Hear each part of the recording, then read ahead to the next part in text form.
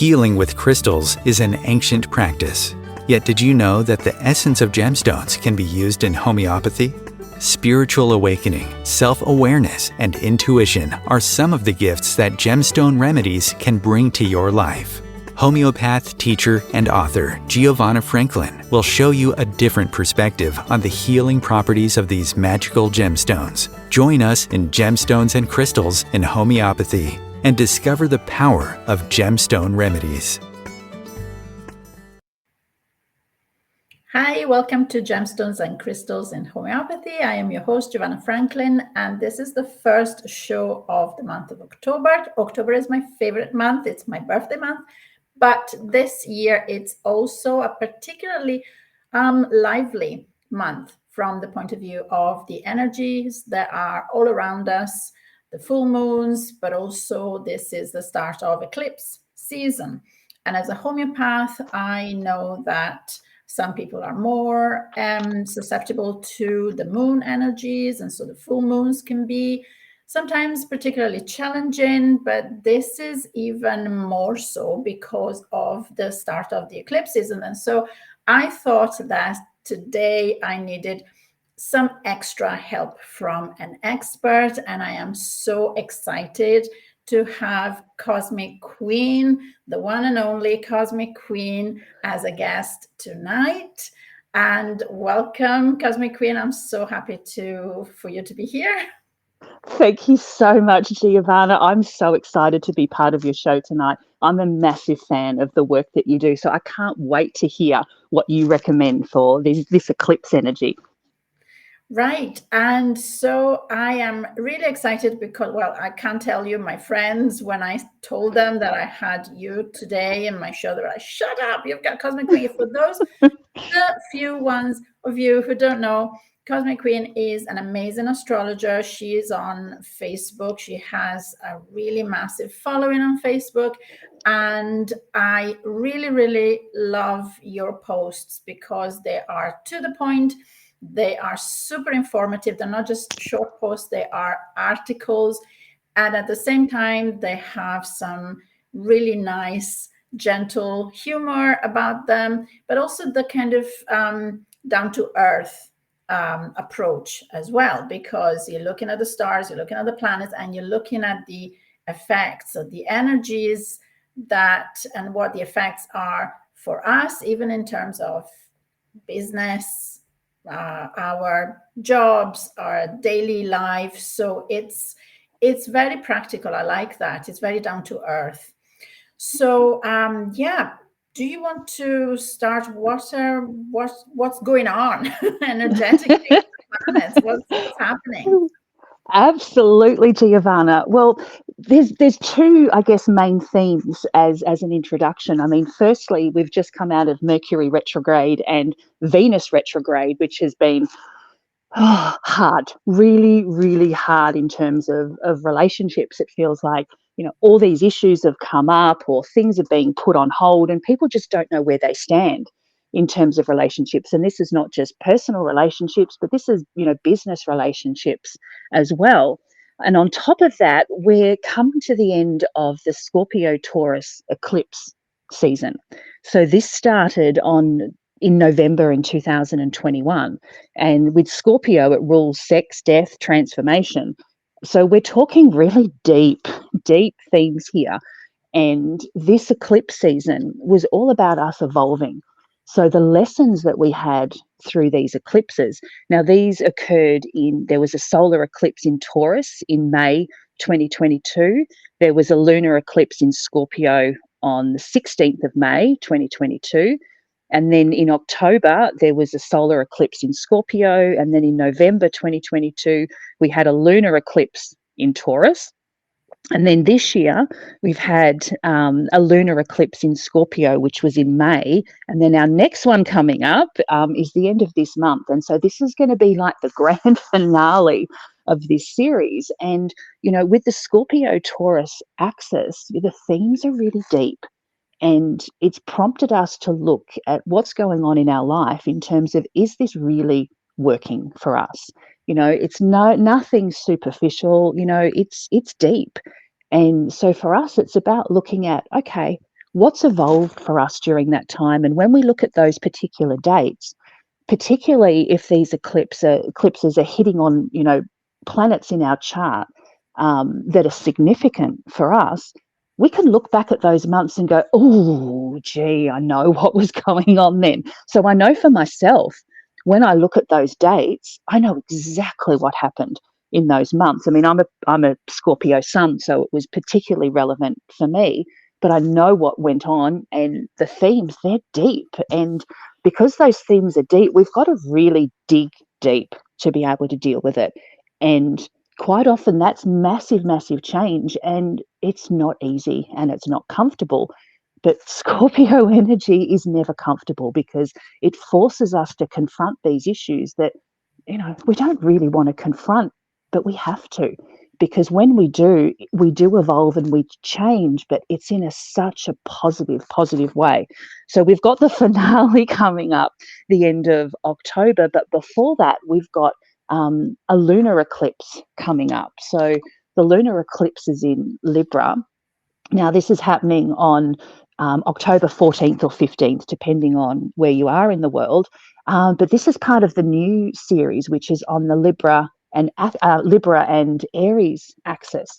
So it's a very different theme that's coming in. And this is all about relationships, because Aries and Libra is on that axis of relationships. And again, it's personal relationships and it's work relationships. And this is about us, working on ourselves, working on our marriage, partnership, relationships, but also issues where, we don't feel like we can be assertive and stand up for ourselves. We're going to get lessons about how to do that and how to negotiate, how to resolve disputes. These issues are going to come up for us to work on. So again, it's really, really powerful axis. Now, with the new moon eclipse coming up next weekend, actually, gee, that's come around really fast. Mercury is also in the sign of Libra, and Libra is a very misunderstood sign because, people think Libra, it's creative, it's ruled by Venus. Librans are normally they're beautiful because they're very, very aware of aesthetics. They're born diplomats. They know how to talk to people. They know how to negotiate. But they're misunderstood because they don't realize that Libra is actually a cardinal sign, which means they're all about action. But they have a different way of moving things forward. They do it with grace, with absolute grace, but they're still incredibly driven, to achieve their results. So with this new moon solar eclipse in Libra, Mercury's in the sign of Libra. It's a fabulous time to move things forward, particularly if things have been stuck. Particularly with, the recent Mercury retrograde and Venus retrograde, whatever's been stuck, we're able to start moving things forward. And particularly because on the 11th of October, Pluto goes direct. And, Pluto is going to pack a punch. There's going to be heaps of power behind that. And Pluto being at the very end degrees of Capricorn, so it's at 27 degrees Capricorn. And, over the last year, it's been going slowly backwards and forwards in between Capricorn and Aquarius. And we've had a taste of what Pluto in Aquarius is going to be like. Now it's back in Capricorn, and it's going to be moving forward. And anyone that has cardinal signs in their charts, which is Aries, Cancer, Libra, Capricorn, between 27 and 29 degrees, they're going to really feel this when Pluto goes direct. So, this energy moving forward just prior to the new moon solar eclipse in Libra, it's really going to impact relationships. And this is about us having that awareness of what needs to change and what needs to transform, and incorporating those issues that have come up from the Scorpio Taurus, eclipse season. What needs to evolve? What needs to move forward? What relationships do I need to work on? And it's creating space for the new, because it's a really powerful time to transform. At the same time, we've got Mars in a beautiful trine to Saturn. So again, that's pushing us to make those changes. And particularly, with the themes of relationships, it can be a fresh start for relationships. So if people have been having, issues, these energies can really help us to resolve and work through whatever those blocks are, whatever those issues are. And it's time for a reset. So that new moon eclipse is going to be incredibly powerful, because then it's going to lead us into the very last eclipse on the Scorpio Taurus axis. Now, that's going to be happening on, again, depending on where you are in the world, but on the weekend of the 28th, 29th of October. And that's a lunar eclipse in Taurus. And at the same time, we've got Mars in Scorpio, goes into Scorpio on the 12th of October. Mercury moves into Scorpio on the 22nd of October. The Sun goes into Scorpio on the 23rd of October. So again, it's that really powerful Scorpio energy, which is about transformation. And again, like I said before, we do have to really, really dig deep with these Scorpio energies to confront whatever these issues are, because they're not easy. But this being the final, eclipse in that series, it gives us that opportunity to work through it, to push past it, to acknowledge what those issues are and acknowledge what needs to change and transform whatever that situation is. Now, what's really interesting is that combination of the Scorpio-Taurus axis coming to, a finale, and then moving into the Aries Libra axis, because that's all about relationships. But when we look at Scorpio and Taurus, their idea of relationships is it's deep, because they don't want superficial, fluffy relationships. They don't want these situationships that we don't know what's going on, we don't know what's happening, we don't know where we stand. That Scorpio-Taurus energy, they really desire meaningful connections, really deep connections, and they want passion. There's that strong desire that comes through. And for, Scorpio and a Taurus, if that deep meaning's not there, if that deep desire and attraction and connection is there, they don't want it, because that's just fluff. And so if any of those themes have come up, in the last 2 years, we're going to have to confront it now with the eclipse season moving into Aries and Libra, because that's all going to be about relationships. But it's meaningful connections, deep connections that have substance, that that make you feel at the end of the day like you've got something worthwhile, something worth striving for, and something worth fighting for.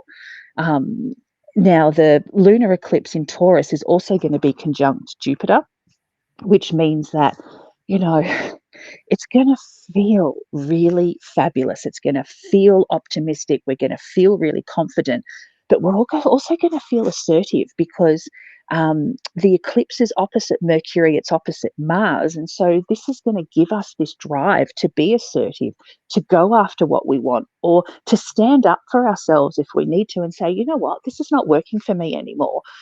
I'm not happy in this superficial space.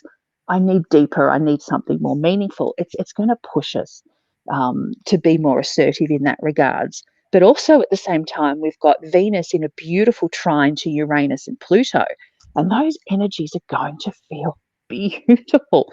I love Venus, connecting with Uranus and Pluto, because not only does it enhance our creativity, but it shows us a different way of looking at things. It brings up opportunities that we're like, wow, how did I not see that before? Or, wow, I'm seeing that through a completely different lens. But, again, with Pluto involved, it packs a punch, because there's that element of power and transformation, and there's that vision there. We can see the vision, we can see the purpose, but it's exciting.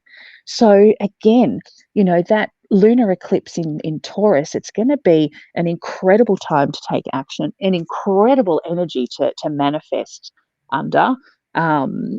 So yeah, it's really creative, really powerful time. So Giovanna, we're coming into a really powerful time for change and transformation. Mm-hmm. Yes, I hear you. And transformation is definitely the key word here. And transformation is one of the key themes of gemstones in homeopathy in general, because that's what gemstones are. They started off as a common pebble or a grain of sand that becomes a pearl, and it's this long and arduous and hard and hot and full of pressure process of transformation that gives you the gem at the end, at the other side. So transformation can be difficult. Transformation can be uncomfortable, like you said. Yes, for sure. So really absolutely. getting the other side, getting to the other side, and for those who have followed the show at the beginning when I was talking about the themes of gemstones, that's one of the themes of transformation, and those who need a gemstone remedy, they are the ones who usually have been through an awful lot of hardship, of trauma, but they have come through the other side, not, okay, perhaps damaged in some way, which is why they come to me, but at the same time, spiritually, much, much stronger and beautiful, and their spirit shines through. And that's what tells me that they need a gemstone, because they've been tempered.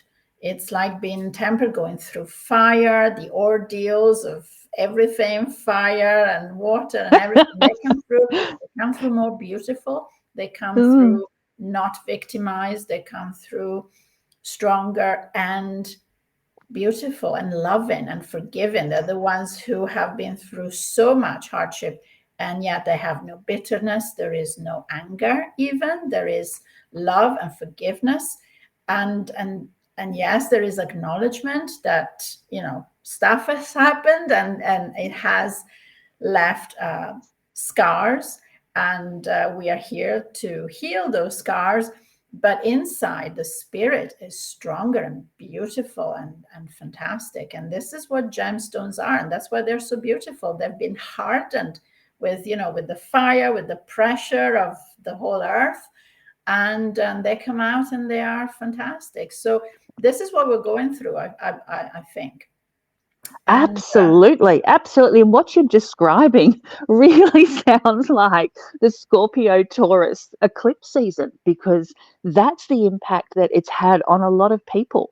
They feel like they've gone through this incredible fire, and some people, like you said, they could have hardened from that.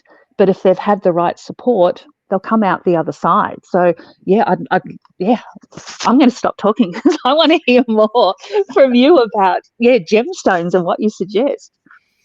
So obviously everybody's different, everybody's unique, and everybody's affected in different ways. But one of the, while you were talking, I was and listening to the words and transformation, and Moldavite is called the stone of transformation. Even Yes. in crystal healing, homeopathically speaking, it's even more so. It's really the stone, that the gemstone remedy that helps you bring up all the buried trauma, all the past, everything that needs to come up, quite frankly. And it's not a comfortable healing process. So it's not a remedy that you would use lightly. No, let me tell you a funny story. I bought some Moldavite earrings when I was in Glastonbury. This is going back 2008, and I ended up having to get rid of those earrings because the transformation is exactly how you described. It was so uncomfortable.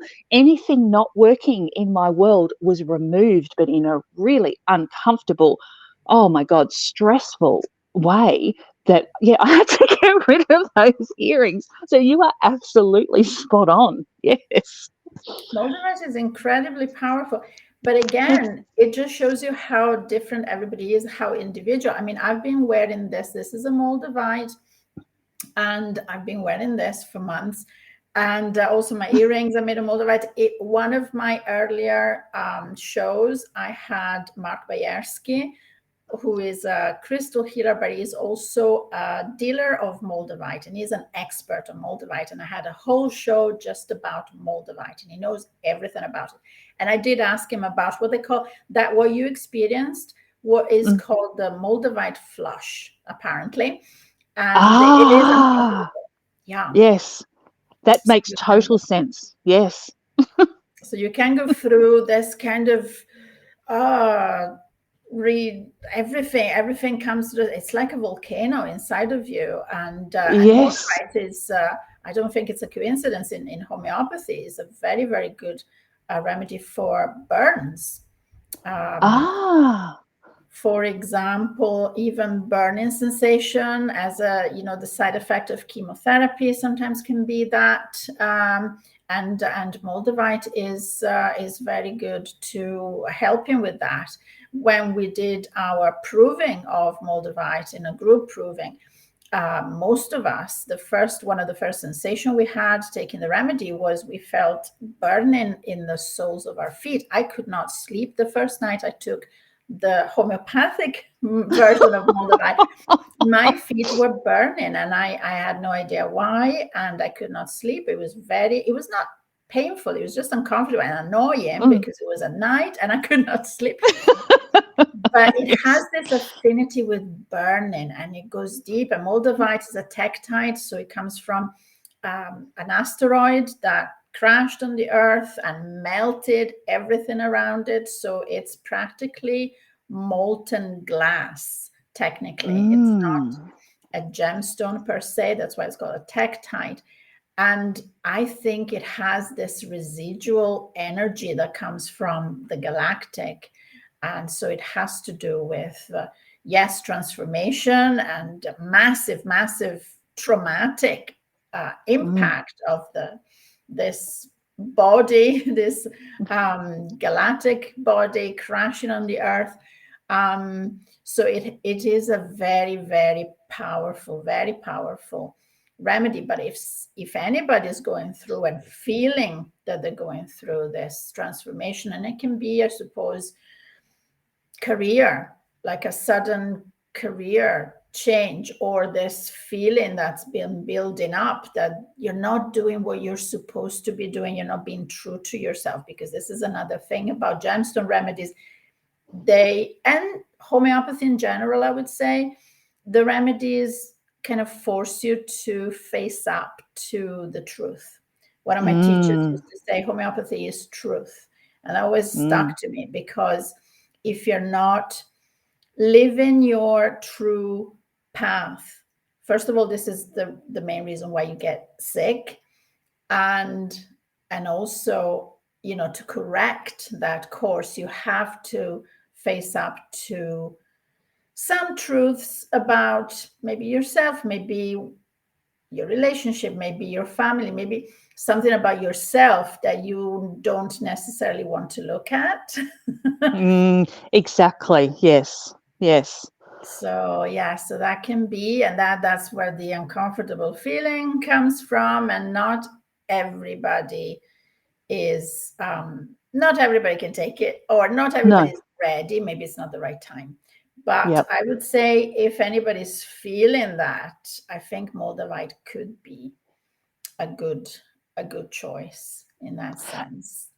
But what I'm hearing from you really clearly, though, is that you need to be working with someone that understands the energies, that can help you through it, because it is such a powerful remedy. You need the support. You definitely need the support, particularly if you are already dealing with health conditions, for sure. And yes, it's very useful. One of my patients said to me recently, I would really recommend people who work with a homeopath to also work with a psychotherapist, because that way you have somebody handy to talk to weekly, perhaps, about the not the side effects, but the effect, the reaction, your reaction to the Yes. homeopathic remedy. Yeah. But whether you do or you don't, the bottom line is that yes, you need support. And of course, homeopaths are there as well to listen and to support and guide you. Like I always say, I mean, I'm not a healer. We're not healers. We are witnesses. We're here to witness what you're going through, validate what you're going through, point you to the right direction, and then you do the work. Absolutely. Absolutely. Yes. Yes. Yeah, so I think this is a good time to have our break, and then we'll come back and we'll talk some more remedies and moon eclipses. Fantastic. Thank you. OMTimes TV.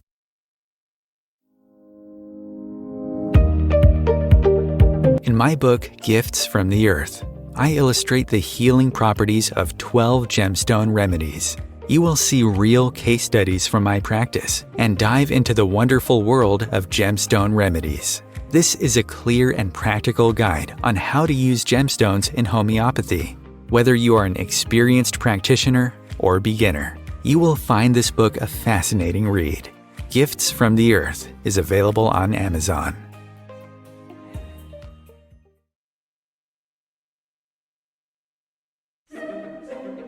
Imagine becoming a super influencer. Reinvent yourself, invest in your brand, and then manifest your success with a robust spheric approach. OMTimes Media and Broadcasting offers a unique and multifaceted way to become the spiritual and conscious influencer you deserve to be by putting your message across our powerful platform with its proven record of integrity and excellence. Through our produced shows, OMTimes offers the opportunity to become a social media TV personality, a radio show host, an OMTimes magazine columnist, and a syndicated podcaster, all in one shot. By live streaming your show on OMTimes TV and broadcasting it across the extensive OMTimes radio and TV networks, you become more than a host. You become an ambassador and a force for positive change. OMTimes. Open yourself to the possibilities. If I could be you, and you could be me for just 1 hour. If we could find a way to get inside each other's minds. Walk a mile in my shoes. Walk a mile in my shoes. Well, before you abuse, criticize and accuse, walk a mile in my shoes. Hi, welcome back. And we're still here with the amazing Cosmic Queen. And by the way, if anybody wants to call and ask a question or make a comment, we have this new feature. And so you can also call in as well as leave messages.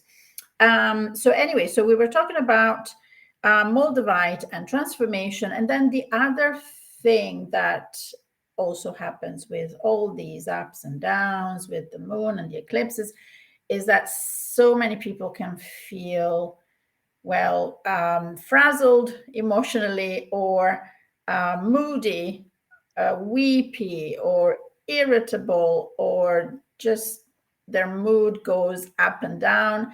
And I notice with my patients, I have some patients with a strong Cancer energy, either sun Cancer or the moon in Cancer, and they are very, very, very sensitive to everything the moon does. They can Yes. feel it. So there are quite a lot of remedies in homeopathy that deal with that have to do with the phases of the moon, not necessarily gemstones, but in terms of gemstones, for example, the moonstone remedy obviously comes to mind, and I've got a nice wand here for those who are watching. This is what it looks like, and it's always been associated with clairvoyance, with seeing the future. In homeopathic terms, it was proved for the first time in 1994. And it's a very useful remedy. When we talk about the moon, it's really about rebalancing fluids, because the moon is associated with, obviously, the water, the tide, and also timing. And time and tide, incidentally, have the same root in terms of word. It's almost the same word. So we say tide in English, and in Dutch, the word for time is actually tide, which sounds almost exactly like tide, and it's the same in German. Zeit has the same root. So time and tide and water and the movements of the water related with time, like the Latin month, and menses comes from the word for month in Latin. So it's all about water and time. And so in human terms, particularly for women, it's about balancing of the fluids and that time of the month.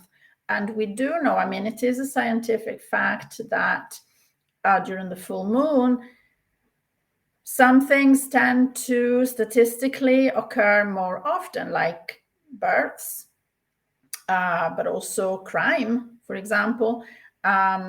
Children can be more irritable, or particularly children, complex children with ADHD issues, they can be more, feel like they're more out of control. So there is this connection. And so it's a matter of balancing the yin and the yang, balancing our own bodily fluids, our own waters. We're made 70% we're made of water. And so it's all about rebalancing. So a remedy like moonstone can help rebalance our emotions, because water is also associated with emotion and the subconscious. So themes like grief, particularly suppressed grief, is something that is a very strong emotion that can sometimes resurface at inappropriate times, almost like displaced emotions. If you try to suppress something, it will pop out at inadvertently, and particularly when the energies are so high and they're so strong, we can find ourselves crying for no reason, feeling suddenly really, really sad for no reason, or having a memory pop into our head for no particular reason.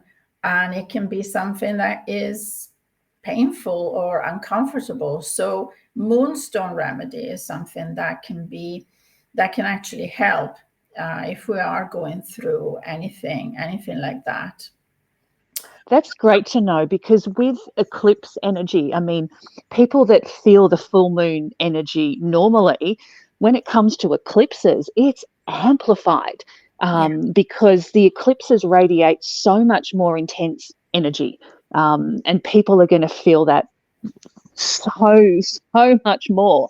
The thing with eclipses, though, as well, is the impact of it doesn't always happen around the time of, the full moon or the new moon eclipse. It can happen, 5 days before, 5 days after, or it can culminate at the time of the eclipse. So we can feel those energies, leading up to the eclipse. And it does signal, the end of a cycle, or the development, that's going on in your life. So the new moon eclipse is being on the axis of, Aries and Libra. This is new beginnings. This is renewed energy. So it can be exciting, it can be stimulating, it can be, about resolving issues. But the full moon And again, because it's the, coming to the climax of the Scorpio-Taurus axis, this is when issues, problems, can get resolved or can get finalized, and we can finally, acknowledge them or work through them. So that full moon energy can be particularly intense because, like you said, it can bring up things from the last 2 years that we've worked through, that we've had to deal with, that we've had to confront. And it can, again, those energies can be magnified. So I love the remedy of moonstone for that. So thank you, Giovanna. Yes, and thank you for clarifying that, because yes, these energy can last for months, particularly if it's an eclipse. I mean, and we've had one after the other. It's like we've been hit in the face without being able to catch our breath. So it's been really a roller coaster energetically. There's so much that's been going on, and I know. I always get a lot of comments whenever I post something on my Facebook page about the full moon, and I ask how is everybody feeling? How is everybody getting on? And there's always a lot of comments. Oh my gosh, this has been happening. This happened and this happened. And yes. I can't take it anymore. Yes, absolutely. And normally when people are feeling the impact of it, it's because that full moon is hitting on something personal in their chart. And that's going to be magnified if that connection between the planets happens in their natal chart as well.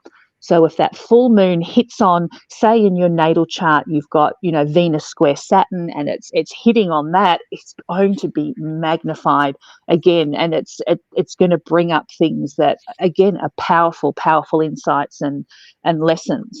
And I guess that's the thing to clarify as well, that even though, the eclipses are really intense, if it's not hitting on something in your chart that's going to have a big impact, you're not necessarily going to feel it like everybody else does, but you will notice it. So you'll notice it with people around you, things going on. It's only when it hits on something in our chart that we go, oh, God, and we feel it so much more. Yes. That's true. That's true as well. And it can also have physical reactions. It can also give you physical symptoms. So it's not just about your mood changing or feeling a little bit off energetically. A lot of people experience physical symptoms like headaches, yes, or migraines, vertigo, dizziness. People who suffer with parasites, particularly children, they feel worse during the full moon, for example. So there are even physical reaction, tangible reactions to these events. And I think, and that's why I wanted to do this with you tonight, because this is the season. It's not just the ordinary full moon or the ordinary, okay, that happens every month. We know that, okay, brace yourself. But this is major. Until the end of the year, it's like boom, boom, boom. It absolutely is major, yes, because these energies are so powerful and so intense. Absolutely. So things like, when I'm thinking about physical symptoms, the gemstone remedy from pearl, and pearl, technically, I know it's not a gemstone because it comes from the oyster, which is, so it's a kind of cross between a mineral and an animal almost, because it comes from the oyster. But again, it's considered a gemstone. It's precious. It's the queen of the gemstones,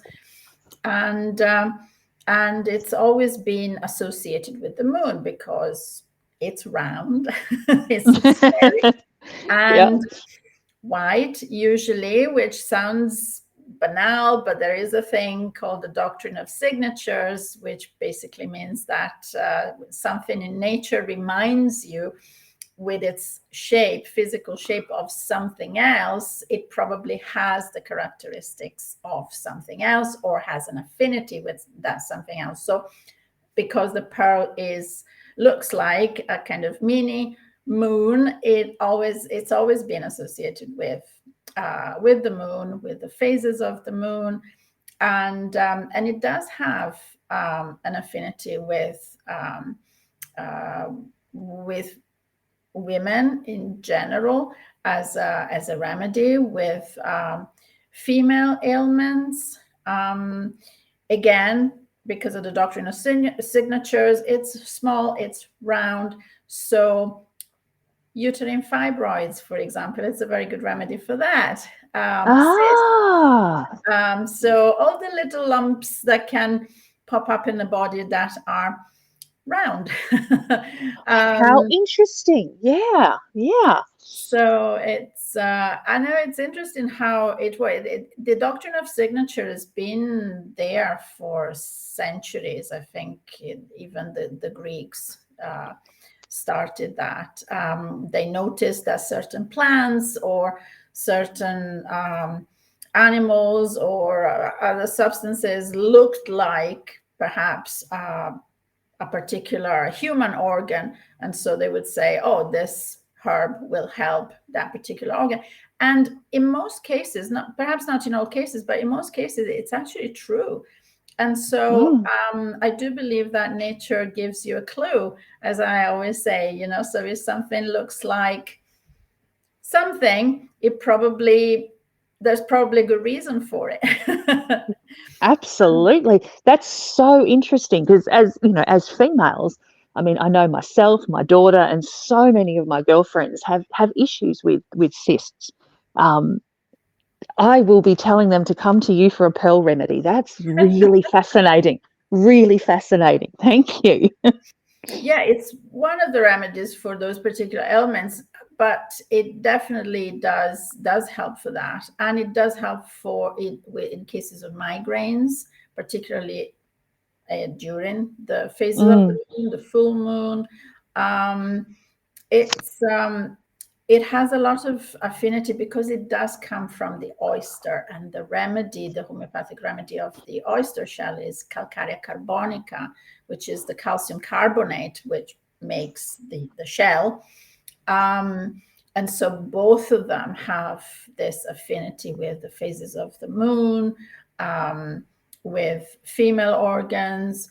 But pearl in particular, it's like the evolution of the calcium carbonate, which it is physically, because it starts with like a teeny tiny grain of sand that gets covered in layers of nacre, and then it gets transformed, again, this word transformation, and it transformed into this beautiful pearl. But this transformation comes at a cost for the oyster, for the mollusk living in the oyster. And I don't know for certain, but I would suspect that the mollusk inside does not particularly appreciate the presence of the pearl, because it's basically like having a tumor, if you think about it. And so there is, again, this theme of transformation through hardship, through trauma, through pain. There's something that gets inside the shell that does not belong. It's not supposed to be there. And the layering of the pearl and turning it into a pearl with the nacres, the layers of nacre, that's a defense mechanism. That's to contain the danger that's inside. So it's not, from the oyster's point of view, it's not particularly positive, but then again, it turns into something beautiful anyway, through this process, this long and hard and traumatic process of transformation. So this is why I chose pearl rather than calcarea carbonica, because this is, again, what we are going through. It's the process, again, transformation. And it has a lot of fears, this remedy. It has a lot of fears and a lot of sense of isolation, which we can also experience during these times, because everything is ups and downs. Everything is, it's almost like losing your bearings, your references. and you don't know where you are, if you are in this process of changing, perhaps changing endings as well, you can feel alone during this process. Yeah. And you can sometimes feel like you're the only one who is feeling like this. And that's not a nice place to be. No. So Pearl, and again, the theory, the doctrine of signature, the pearl is alone. It's beautiful, but it's inside this shell and it's dark in there. So we have fear of the dark is very prominent in pearl, and claustrophobia, because you're in there in that tiny shell, and you're alone. So yeah, so it's beautiful, but there's a lot of fear. There's a lot of perhaps negativity, tendency to think the worst. So this is what the remedy is about, and that's why it can help in this particular circumstance, if this is what you are experiencing, obviously. So speaking of fear, because that's a really prominent theme for, the Scorpio Taurus season that we've just gone through. And, a lot of the charts that I've been doing for clients, that the issues that have been coming up for them, it's about desire, but not just, sexual desire. It's that desire to go after what I want, whether that's, finding a partner, tapping into that career that I dream about and I want to do, but I'm holding back, or the desire to do things, but that fear gets in the way, and it's stopping them. What would be a great remedy for that?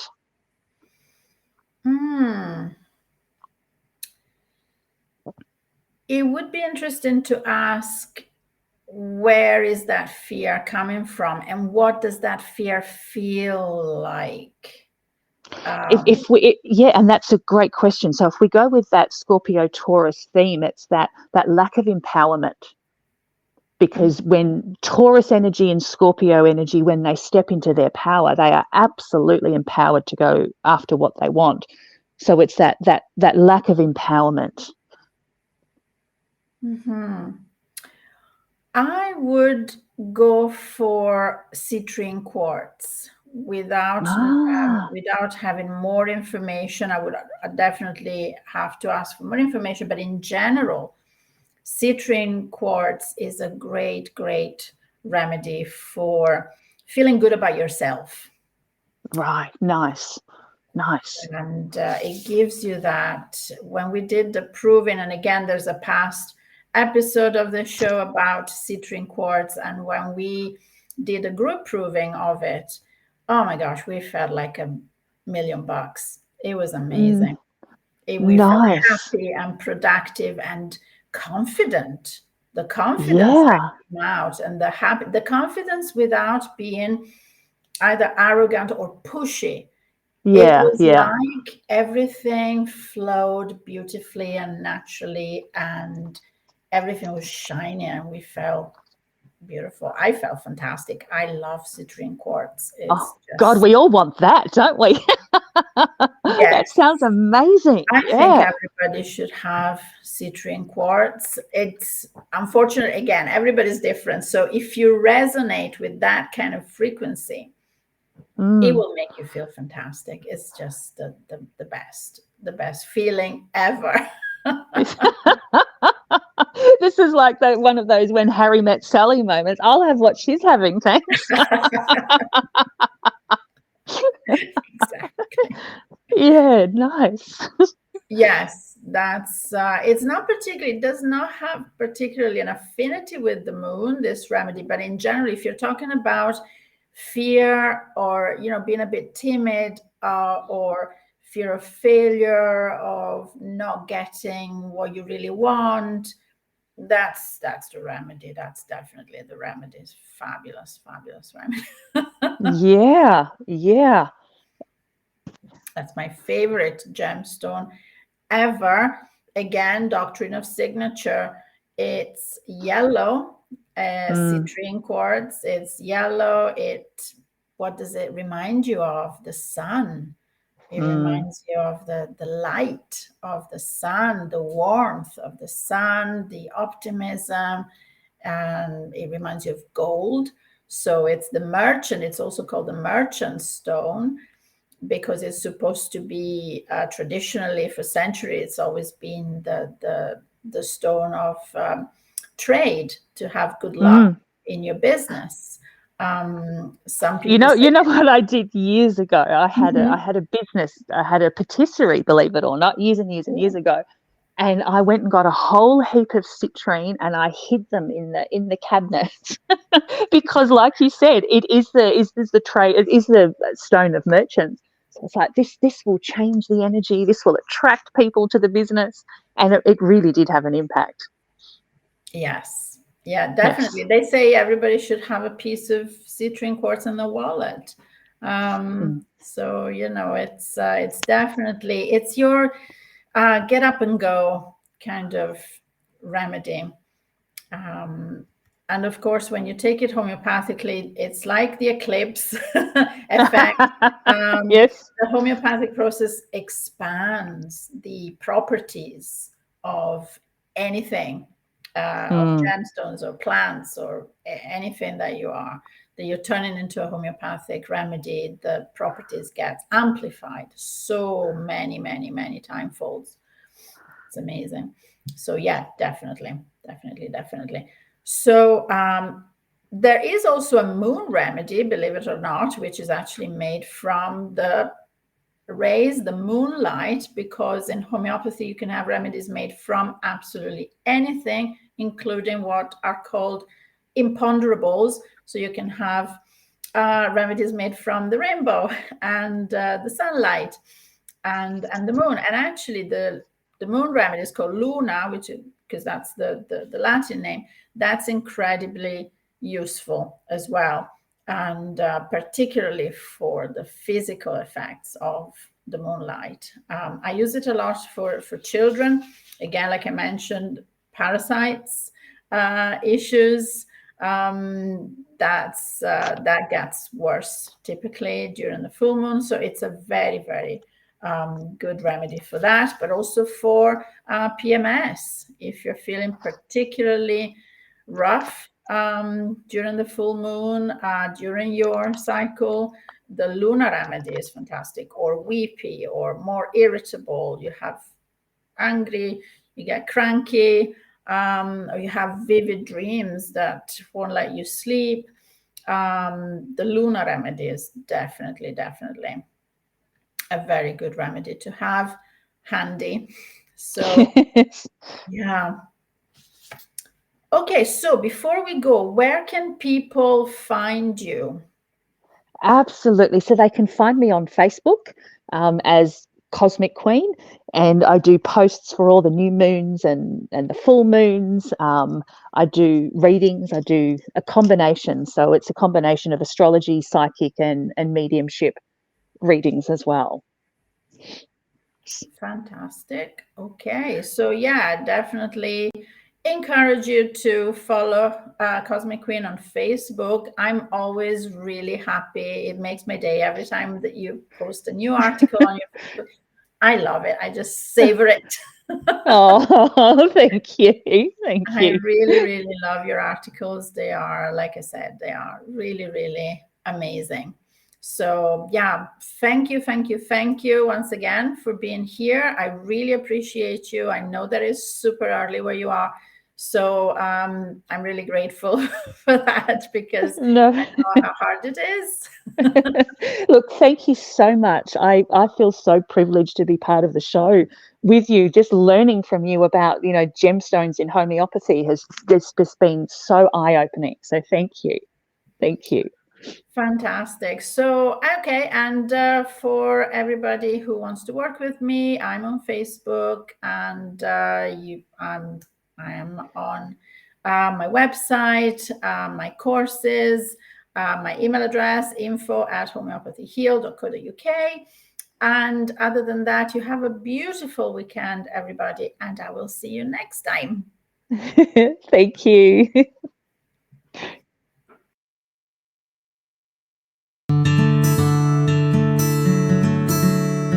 This show is not intended to diagnose, prevent, or treat any diseases or illnesses.